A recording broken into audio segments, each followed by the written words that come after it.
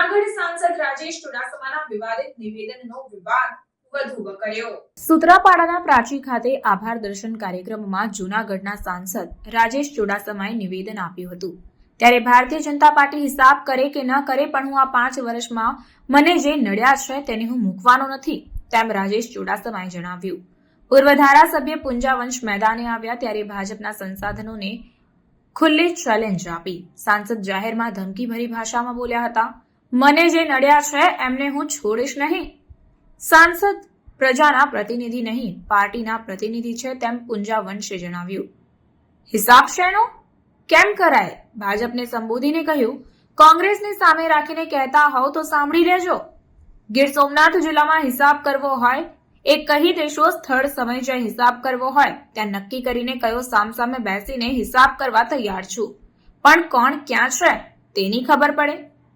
પગથી માથા સુધી કોણ કયા કેમ છે તેનો વાસ્તવિક હિસાબ કરવો હોય તો તૈયારી છે, તેમ પુંજાભાઈ વંશે જણાવ્યું હતું। સાથે જ કોંગ્રેસને ધ્યાનમાં રાખીને જો વાત કરી હોય તો બાકી તમે તમારું જાણો। કોંગ્રેસની વિચારધારા સાથે સંકળાયેલા લોકો હોય અને તેને ધ્યાનમાં રાખીને કોઈ વાત કરવામાં આવી હોય તો તેનો હિસાબ કરવો હોય તો આવનાર દિવસોની અંદર અમને પણ પૂરેપૂરો હિસાબ કરતા આવડે છે।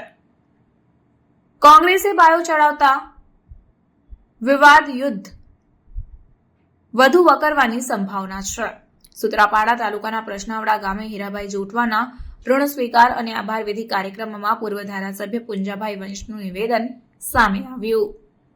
પણ પ્રજાના મતથી ચૂંટાયેલા જાહેર થયા પછી એ પ્રજાનો જનપ્રતિનિધિ હોય છે, એ બધાનો જનપ્રતિનિધિ હોય છે, નહીં એક પાર્ટીનો। અને ભાજપ આજે શું કરે છે? ચૂંટાયા પછી હવે તો પાર્ટીના પદાધિકારીઓ બની ગયા, એ પ્રજાના પ્રતિનિધિ નથી બનતા।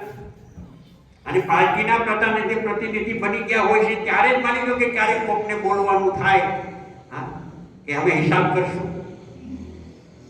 શેનો હિસાબ કરવાનો છે? હિસાબ કેમ થાય? આ તકે મારે કહેવું જોઈએ કે દુર્ભાગ્ય છે કે ચૂંટાયેલા મતોથી પદાધિકારી બન્યા પછી જાહેર મંચથી આ પ્રકારનો એક જનપ્રતિનિધિ બોલે કે મને જેટલા નડ્યા છે એને હું છોડીશ નહીં, હું એનો હિસાબ કરીશ।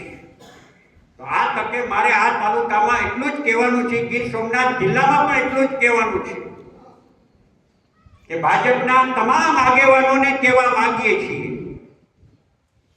કે તમે ચૂંટણીની અંદર કોંગ્રેસને જો ગણીને જો તમે કહેતા હોય કે કોંગ્રેસ વાળા કે કોંગ્રેસની વિચારધારાવાળા અમને જ્યાં જ્યાં નડ્યા છે એમને જોઈ લેશું અને હિસાબ કરીશું, તો હું અહીંથી ચેલેન્જ કરું છું ભાજપના આગેવાનોને કે ગીર સોમનાથ જિલ્લામાં જે સ્થળ સમય જ્યાં હિસાબ કરવો હોય ત્યાં નક્કી કરીને કહો, ત્યાં ખાન સામે બેસીને હિસાબ કરવા માટે તૈયાર છું। કોણ ક્યાં છે એની ખબર પડે,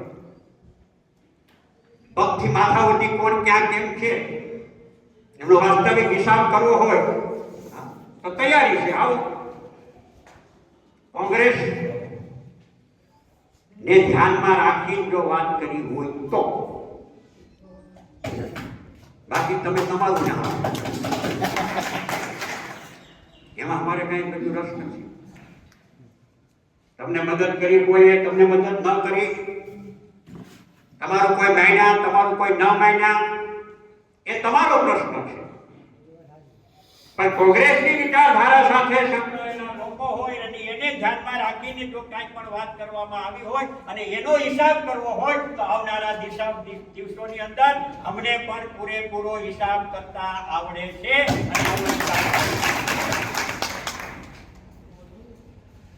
સારી રીતે આવડે છે। જાહેર ચેલેન્જ થાય કે તમારા કરતા બહુ સારી રીતે આવડે।